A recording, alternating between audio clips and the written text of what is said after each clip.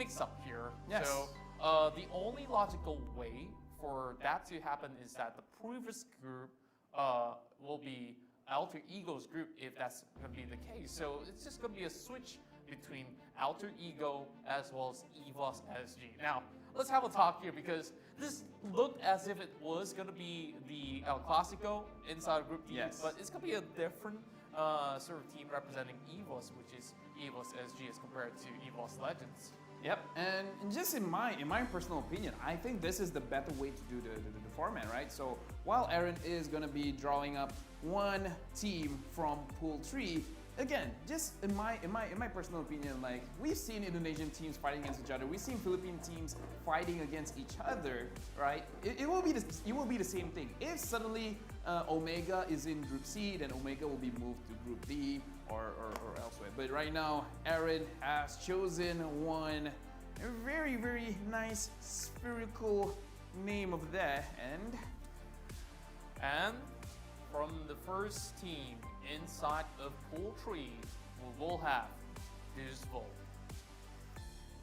Yep, we can see the representatives from Russia will be going into Group A, where they will be fighting against Burmese Ghouls as well as Resurgence. Over here we can see this vote from Russia. That's right, and they are definitely going to be the dark horses of the tournament, as we have already seen them really having a very good chance here.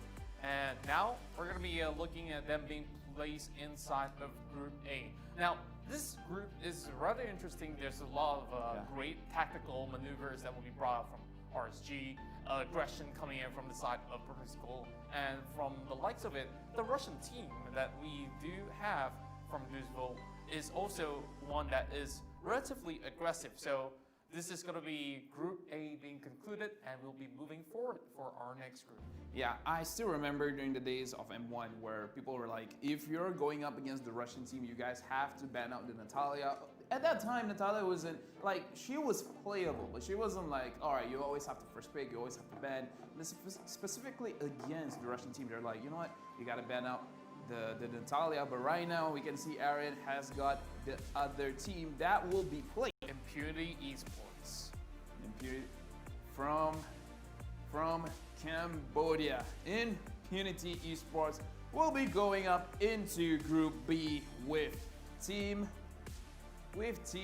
Todak as well as Team Omega Esports from the Philippines. So right now, the Group B stage is, I would say again, one of the more safer groups. However, I myself have to admit, I do not know much about Impunity for this year Contra because I have not seen any of the games.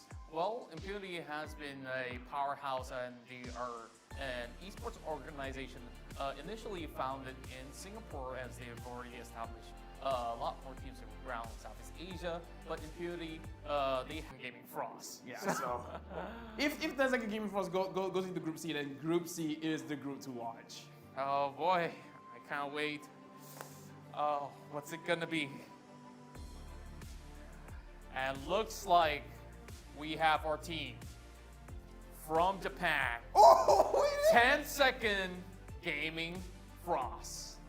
I just want to say I called it. I've called the Group C. I said that Group C is gonna be the group of death. I usually get predictions wrong, so I'm gonna pat myself on the back for this one. But yeah, 10-second Gaming Frost inside the death group, the group of death, Group C, alongside with Brand Esports, the champions of MPL Philippines, and Alter Ego, the champions of Mobile Legends Professional League International. That's right, and now this leaves us with only one team remaining. And well, you guys can make your guesses. Sure. If you guys haven't already guessed Let me predict DreamHack. That's right, from Brazil, it's DreamHack.